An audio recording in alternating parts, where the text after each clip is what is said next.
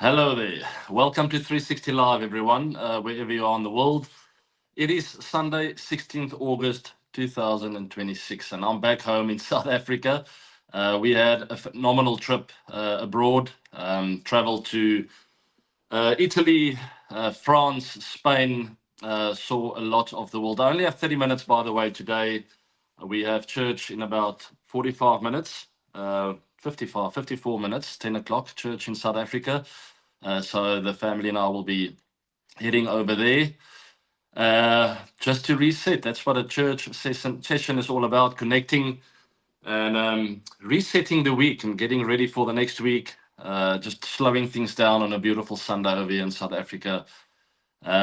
Yes, about our trip. There's some photos that you can see grabbing coffee there at the top in Rome. The family was still asleep. I get up early in the mornings and I wander the streets of Rome, one of the most beautiful cities I've ever seen. Phenomenal place. There's so much more to see, and we missed out on so much because we were there for only one day. I met some fans from India also. India at the top there. That guy was not an RCB fan, but he did have a lot of respect for RCB. I can't remember if it was CSK or Mumbai. Anyway, he told me that he watched me playing for RCB over the years, and he's happy for RCB's back-to-back trophy wins.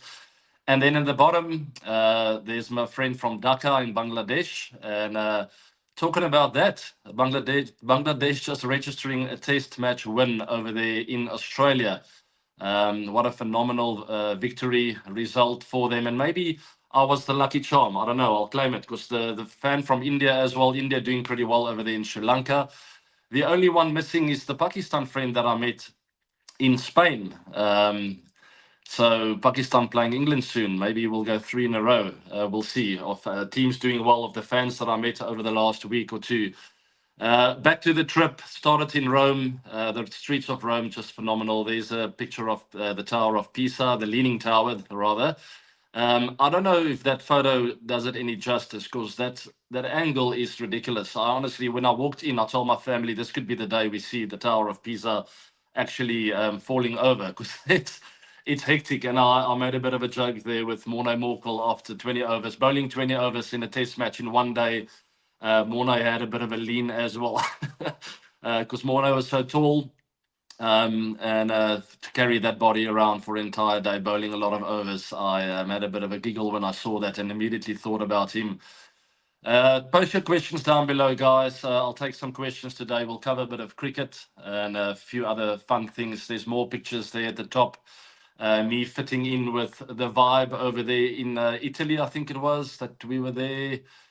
Possibly Italy. I can't remember if it was actually France towards the back end of. Oh, that was Nice, actually. So top left with Danielle. We were in Nice there, and I saw a lot of bucket hats. I'm not sure what they call it over there, but I had to fit in with the style. When you are traveling the world, it's nice to sort of fit in with the cultures, the styles, try different foods, drinks, and see all the amazing places. And at the bottom, John and Yenta, it was super hot there, so I always took a picture of them when they were grinding it out a bit. I also did a post about that. It's nice to get a bit of a walk done before you reward yourself with a nice lunch or a cocktail in the afternoon. I try to get the family active and get them on their feet to experience the hot weather of Italy, France, Spain. So the whole of Europe in August, in the month of August, is insanely hot. So there was a lot of sweating happening, especially when we played golf. We finished our trip in just outside of Barcelona, a small town called, I'm not sure how to pronounce it, Sitges, Sitges. Beautiful 18-hole golf course, golf club, Terramar, I think it's what it's called. And the golf marshal was from Pakistan, Ali. He was happy to see me. I was happy to see him because he made my experience a lot smoother.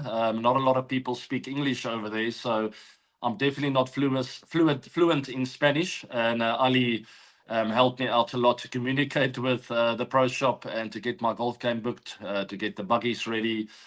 We walked that first nine and we got a golf cart for the second nine because we were about to fall over from the heat.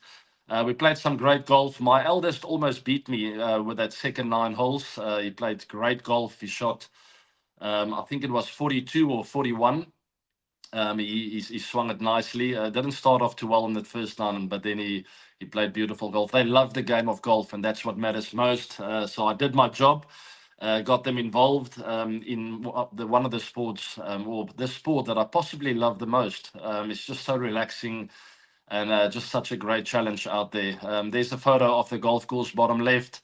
And we also saw the solar or lunar eclipse. I don't exactly know what the terminology is, but when the moon crosses in front of the sun, doesn't happen very often. It was beautiful over there in Europe. It was very clear. We borrowed some of those UV glasses of one of the people that we met there, and we could actually stare right directly into that eclipse. It was phenomenal. Go look on Twitter, some other social media platforms that have great footage of that, especially in Spain. Some cities and towns in Spain had a great visual of that. But a beautiful little golf course, and I want to thank everyone at the golf club who made us feel welcome. And there's nothing better than spending a bit of time with your boys on a golf course.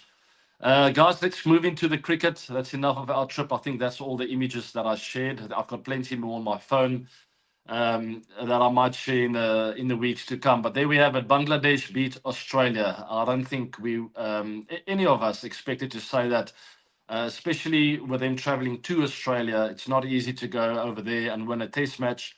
But Bangladesh accomplishing that, phenomenal. Australia winning the toss as well. I actually had to Google to make sure that I was accurate with that. Very surprising for that. Bangladesh also won with losing the toss. Australia love batting first over there in Oz, bat the opposition out of the game, and then use that fast bowling attack of theirs to just walk over the opposition. This time around, Bangladesh managing to get Oz all out for 198. And then following through, because that often happens, you get excited over there in Australia, but then they bounce back, and that's been a trade of theirs, a trademark of theirs over the years, to always bounce back. In this case, Bangladesh taking full advantage of their lead there and getting 4-2-6. Great 100 from their opener in that first innings. Let me just get that up. Tanzit Hassan, 101, and a lot of other players also chipping in. Shanto, the captain, with the 84. And it was really important at the back end with the tail enders not rolling over, but chipping in as well. Hassan Mehedi, 65, he also had a great game with the ball in hand. And then you'll see there the tail, Tuscan Ahmed even chipping with 14, that's 17 and 14. That was part of our meetings back in the day in Australia. It's so important for every batter to see themselves as someone who can chip in with a bat in hand. Doesn't matter if you're a specialist top 5 batter or batting at 9. So we often had meetings with Morne Morkel, Dale Steyn, Vernon Philander, Kagiso Rabada, all the tail enders to find a way to chip in, because there's no reason why you couldn't or can't chip in Australia. The wickets are really good, so they try and intimidate you with fast bowling. But if you do face a lot of fast stuff in the nets for the tail enders, if you can sort of counter that, you can really get in on those wickets and help a specialist batter get to his 100 and really grind down the bowling attack, making them come back for more spells, and in order for that second innings to be a bit tired and to be fatigued. And that's what Bangladesh did really well. They didn't roll over, especially those tail enders. It could easily have been a 320 all out, but they pushed it to 420, just that extra 100 lead, which was vital at the end, because Australia always find a way to bounce back. But in this case, the lead was just too big for Aussie to bounce back. So just phenomenal performance there. Australia coming back in that second innings, only managing 284. Cameron Green batted phenomenally well. It's nice to see him back in form. But it was at the back end there in that second innings, Mehedi Hassan Miraz with that fifer, the spinner picking up 5 in Aussie. Obviously back in second innings started to turn a little bit, not much. So once again, the Aussies showing a bit of weakness facing spin bowling, and Bangladesh making light work of that 57 for 1 at the back end. They only needed 50 odd to win. So just a great win. It's great for cricket, great for Test cricket, not for Australia. Obviously, they've got to go back to the drawing board and make sure they do the smaller basics well, especially when you bat first in a Test match. You can't. Oh my goodness, that's a first. Sorry, guys. Hold on. Let me try and fix that. I'm going to have to. My tripod just gave up on me. Let me see if I can figure that out. No, he's tired. Hang in there with me. I'm going to hold it. Okay, I might just have to put it up on my laptop here. Not ideal. Sorry about that. I'll push back a bit. Anyway, not ideal for Australia. Back to the drawing board for them. They've got to find a way to do the basics better, especially batting first in Test match cricket. So I caught that cell phone. I see my friend here from India helping me with the streaming, commenting, saying brilliant catch. Framing is not bad. So yeah, good damage control there. Great for Test cricket. As I said, Bangladesh with a Test match win in Australia. I never thought I would say that, especially live on air. I honestly am in a loss for words, to be honest. It is great to see how far they've come going to Oz, and could they be a force to be reckoned with in the WTC and find a way to keep winning if they can? You never know. So well done to Bangladesh and all Bangladeshi fans with that great win. It's a big one, and you can celebrate that in the finest form of the game.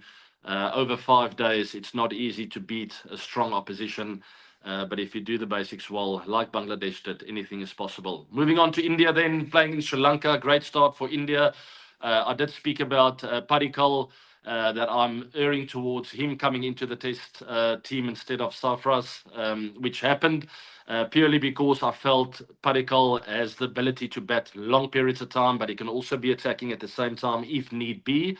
But over there in Sri Lanka, really good wickets. You need to have an all-round specialist batter who can play spin well, seam well, but also bat for long periods at a time, and also identify smaller moments of 30 to 60 minutes where you can be more attacking and really force the captain to make bowling changes. And that's exactly what Padikkal did. Phenomenal 100. He's made and test 100 for India. I'm very, very happy for him. One of the nicest guys you'll ever meet. I've obviously played a lot of cricket with him at RCB, got along with him really well. Soft-spoken guy, he's not loud, down to earth, hard worker, and just a genuinely nice guy. And I'm always happy when nice, down to earth, good human beings do well at their trade. So well done, Devdutt Padikkal.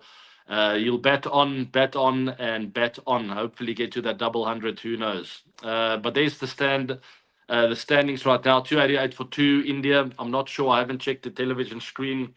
I'm sure they must be on a few more by now. Let me see what's happening there. No, it's delayed, so they're yet to start the day's play. It's maybe not a bad thing for Sri Lanka to take a bit of a breather. KL Rahul also chipping in with 77. Retired Hurts. I'm not sure what injury he picked up, but I did see him leaving the field. Not much to talk about for Sri Lanka, except for Gary Kirsten taking over as coach there. It's exciting, but not an ideal start for them. It's never too late in Test match cricket, though, as they can come back and get a few wickets, get themselves back into the Test, and then bat well when they do get an opportunity. But the first things first, priority for them will be to force India, or to find a way for India not to bat them out of the game, not to get 550 plus, because then you're pretty much out of the game and no real way back in to win the Test match. You can then only start playing for a draw, which is never a nice thing in Test match cricket. But sometimes it's good and healthy for you to do so, as it's a real test of your character, and maybe an opportunity for Gary Kirsten to work with his troops then and to teach them a bit of mental toughness. And that's exactly what it comes down to when you have to play for a draw. It's not ideal. You got to stay attacking and aggressive, while having the same mindset of we're playing for a draw, but I can't go into my shell completely. I still got to have strong body language, a strong mind, and show India that we're not backing down and we haven't crumbled as a unit. All right, so that's it for India and Sri Lanka. Great start for India. Things looking good after what I think is almost a rebuilding phase for them. A lot of new players there, and a lot to work on. I'll take a couple of questions. I forgot about your questions. Keep posting them down below. I will run through quite a few, as it's a little bit difficult for me to see the screen properly. I'll try and zoom in here. No, I can't. What is it like to bat with young Padikkal during 2020 and 2021? As I said, a great guy. I love batting with him because he's a left-hander guy. He's a tall bloke. Plays the short ball pretty well, considering he's from the subcontinent. A lot of times, the Australians or New Zealanders, South Africans, English players will always think if they are players from India, Sri Lanka, or Pakistan, Bangladesh, you can always just bounce them out. They're not as strong in the short ball. That has changed over the years. The last 5 to 10, 15 years, I think that's changed drastically. And Padikkal is one of those new generation, modern Indian batters who can actually play the short ball really well. But I love playing with him or batting with him, having a partnership with him because he was so cool, calm, and collected, down to earth guy. He would take my advice in. He wasn't one of those cocky players who would sort of just turn his back on me. So we strategized together out there in the middle. I loved chatting to him about what's our next move, and obviously a right left hand combination out there in the middle was always helpful, as we sort of took some of the bowlers apart by changing or rotating the strike. Me identifying certain bowlers that I enjoyed more, and he would tell me he was looking at different bowlers, and that's how we completed our partnership. Really staying aggressive against different bowlers and not losing our momentum. Padikkal changed his stance to being more upright. That technical adjustment helped him generate these recent performances. Possibly, yes, I agree. I I think I've always been a fan of tweaking with your technique constantly, not your fundamentals. There's a big difference between your basics and your fundamentals as a player. That generally doesn't change from a young age to much older. I always felt that my bat swing stayed similar, certain movements stayed similar, my head positions. But you can always tweak little things like a stance, being a bit more upright, getting a bit lower. Whatever felt comfortable for me, I would change literally during a test match. Sometimes I would go into that first innings, didn't feel comfortable with something. Going to the second innings, I would change that completely. I would go back to the nets, face a few in that morning prior to the day 3 or day 4, and I would tweak something going into the second innings. I was never scared of tweaking little things that I felt were comfortable at that time. And then going into the second test match, perhaps that started feeling uncomfortable again, and that I would change again, like whether it's a grip or my backlift or my stance. So Padikkal, very clear that he did become a bit more upright. As long as you feel that you get into strong position still and you feel comfortable as a player, I've always been very open to doing so. Okay, guys, there's also more test match cricket. I spoke about England and Pakistan. That's the first test match is coming on the 19th of August. That's at Headingley, one of my favorite grounds in the world to play at. I had a pivotal moment in my career there as I claimed a catch that actually bounced short. I was booed for 5 days, but I scored my 100, a big 100 as well. I can't remember the exact number, 168, somewhere there. Just a career-changing moment for me. So always when I see Headingley leads, I think of that moment, beating England there in that Test series. Just a big change in my career, as David Lloyd asked me after the day's play, what happened there and why did you claim the catch? And I just said, I'm an honest man. I honestly thought I did take it. The crowd obviously saw it on the big screen, and I was booed going out to bat. And as he turned away after the interview, he looked into the camera and said, it looks like this young man's character will be tested. I made 174, by the way. Thanks for that. But anyway, big pivotal moment, and England will be facing Pakistan over there.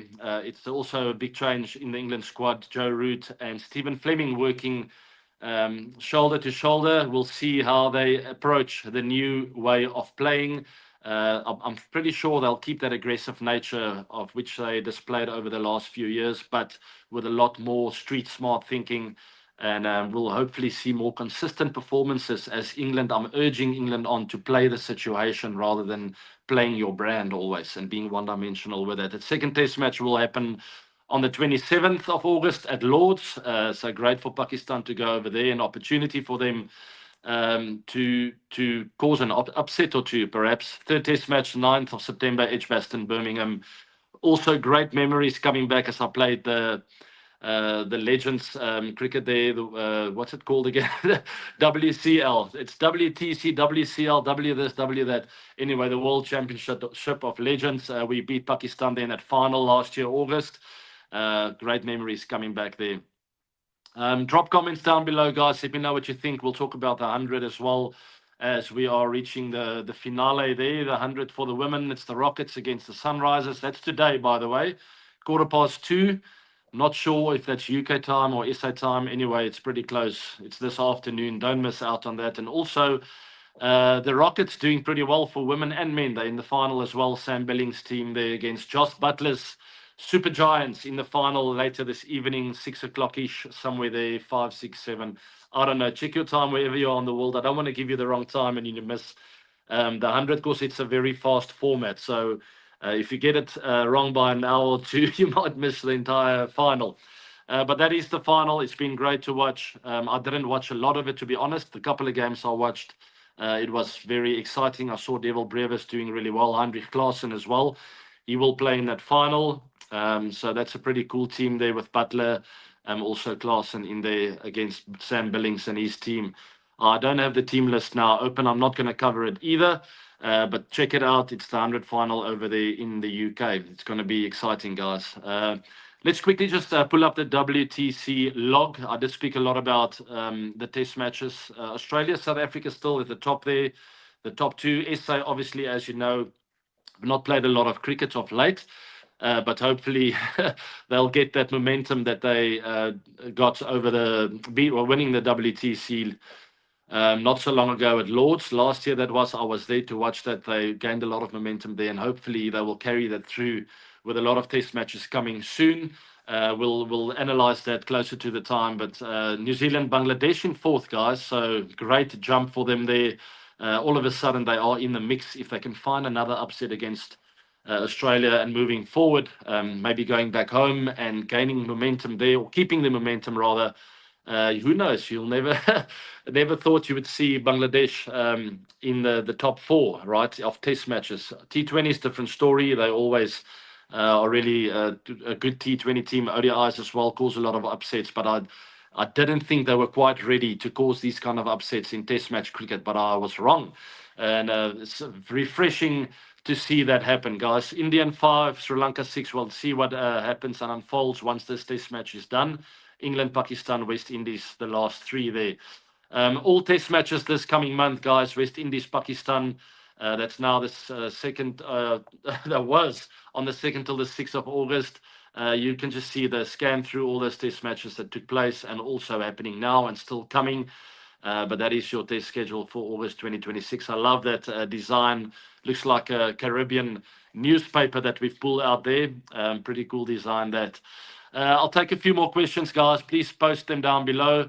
I also want to talk about the 365.global. That is my website. So all things 360 is on here. Please go follow me on there. Google that website and check it out. I think the team did phenomenally well with the style, but everything is on there, from clothing to the fruits that we ship over to India, the 360 range of cricket bats and cricket equipment in collab with EM. Lots of other collabs on there, so I would love for you to check it out. I also am launching something really exciting soon. I am actually in studio tomorrow, so stay tuned for that. It's going to be pretty cool, and I can't wait for your feedback on that. It's got to do with music. I did warm you up to that recently, but everything is happening over the next week. And then there's a lot of work that needs to be done before month end. I also will be collabing with someone in India, and I'm working on that. So it's probably a few more months before the final product will be ready. But I will keep you guys up to date with everything happening there. That's all things cricket. I would love to take a few questions from you guys and hear what your thoughts are with regards to what's happening in the cricketing world. Okay, here we go. Joe Root has removed England's team curfew. Interesting, after Ben Stokes stepping away, it's maybe a bit late now. But anyway, more trust-based approach. Do you think giving players more freedom can improve team culture? Absolutely. You have to treat players as adults, right? They are operating in team environments, so there are rules and regulations and things to follow, a certain culture and I don't know, a certain way of operating as a professional, the way that you do your work. But I do feel you have to approach it in an adult kind of way, in a professional kind of way, right? If you treat someone with respect, he will respect you back most probably. And I just thought that England were a little bit childish about the way that they approached the players. Yes, they did cross the line. I think there were different ways of dealing with it. You can't box all players in and do things like that, as you will not get the best out of them. So I'm happy with that. I'm not surprised with Joe Root, Stephen Fleming combination. I think we'll see a lot more professional decisions being made, especially where it matters most, and that's on the cricket park. Street smart thinking, playing what's in front of you. And yes, you can always stay one step ahead of the opposition and find tactical and technical ways of staying a step ahead of the opposition. Doesn't always mean you have to try and hit sixes and reverse scoops and just try and be different, because then I don't know, it's almost like someone always buying the biggest brands, the Louis Vuittons and the Pradas. There's nothing wrong with that. I'm not saying that, but if it becomes part of your identity, you become one-dimensional, and it becomes more important for you to look good instead of actually performing in a good way. So it's a weird comparison that I made there, but I think you guys understand what I'm trying to say. All right, moving on to Pakistan. I see a question there, Babar Azam. Historically love batting in England. What is the one specific adjustment he needs to make to counter Archer Atkinson in those conditions? Yes, England is one of the trickiest places I've ever played at. It's really difficult. You're never quite in, and I think that's almost the theme that we discussed when I played for the Proteas over there, and that's what I felt as an individual. You can do well over there. I scored some great hundreds, but even during those hundreds, being on 80 not out, I would still tell my partner at the other end or the coach at the drinks time, I would tell him, I'm not still not feeling in. It's crazy. So just let the rest of the batters know it's one of those wickets and English conditions that you have to read the situation really well. There are hours or sessions where it feels really easy, and the next minute the ball's moving around and you find yourself in the dressing room after nicking off. And I think the first memory that comes to mind is playing at Lords, and I was on 45 not out, I think, feeling like $1 million out there. I'm honestly, I felt like there's definitely 100 on the cards here, but I'm taking it one step at a time. I did nothing wrong. I didn't get ahead of myself, but all of a sudden, Stephen Finn ran in, one nipped away, nicked off to first slip. Joe Root caught me out. And I was sitting in the dressing room thinking, how the heck did that just happen? I felt so good out there. I saw it so well. I did nothing wrong. But that is typical to England conditions. And that will be my message to Babar and the rest of the Pakistan batting lineup. Respect what you have in front of you. You're never quite in. If it does get easy, yes, cash in, identify that moment, but always be on the lookout for movement. If something changes, respect that. Go back to second or first gear, absorb the pressure, and earn the right to have a bit of a go again. Super chat question, guys. Let's move on to the next one as I've got to go to church soon. What's a good life advice aside from cricket? Huge fan. Life advice in general. Wow. That's something you write books about, not with a quick chat. But life advice, I would say just one step at a time, very similar to playing cricket. And that's one thing I learned in cricket. You never get ahead of yourself. Also, don't dwell too much in the past. Stay in the present, one step at a time. Try and be the best version of yourself in every single moment, whether there's heartache and heartbreak, sad moments, difficult moments, or top of the chain, going well, you just got a promotion at work. Always sort of just regroup, look at yourself in the mirror. Am I being the best version of myself? Am I having a bad day? And that's okay to have a bad day. Embrace it, take it in, find a way to come back to your best version again, whether it's by fitness work or nutrition or your job or having fun. Too much fun is also a bad thing. 2 weeks of holiday now for me. And I constantly checked in with myself. Even though I was on holiday, I had great moments with my family, sipping away on a tequila, what do you call it, margarita, with a tequila-based margarita, thinking, okay, enjoy this moment, but I know there's a bit of hard work tomorrow morning when I got to go to the gym. And also I mean, even though I was on holiday for 2 weeks, not everything was sunshine and roses. And it's so beautiful. Doesn't matter whether you're on holiday or whether there's a really difficult time you're working through. There's always beautiful things to see. There's always tough parts or tough hours to work through. So that would be my advice. Just stay in the now, stay in the present. Don't dwell too much in the past. Don't look too far ahead. You've got a plan, yes, but stay in the present. So just a quick tip there, something I'm constantly working on as well. No one will ever perfect that, but it's something to work on a daily basis. Guys, I've got to run. I'm sorry, I've got to get the children ready. You can pull that last question up. Thank you very much, team. Your thoughts on the drop in pitches being installed. By the way, before I take this question, you see this artwork on the side of my screen. You can also submit your artwork. Use whatever app you have to keep that theme, obviously, but think out of the box. I'll absolutely love that. Alien surfing their way. I'm not sure exactly. It looks like Miami Beach, perhaps, but really cool design there. So, guys, please have a look in the descriptions box down below to submit your Google form, your artwork. I would love to see more of that every single show. I will be sharing this with the 360 family. Thank you so much for doing so. For those of you who have filled out that form, thank you. I absolutely love it. And you'll see more of that also filtered in with the 360 World, also that website. So that is it. Thank you very much for joining me on 360 Live. It's 9:36 over here in South Africa. I've got to move. I'm at least dressed already, so ready to roll. Have a fantastic Sunday wherever you are in the world. Tune in with all the sport. You can obviously watch a lot of sport on Fan Code as well, reminding you about that Fan Code subscription wherever you are. Make sure you have that sorted out to watch a lot of live action. But other than that, it's the 100. There's also great Test cricket happening. And also the Springboks playing the All Blacks next week. Last night, I watched the All Blacks in a warm-up match against the Blue Bulls, my local domestic team. The All Blacks look phenomenally fit and sharp.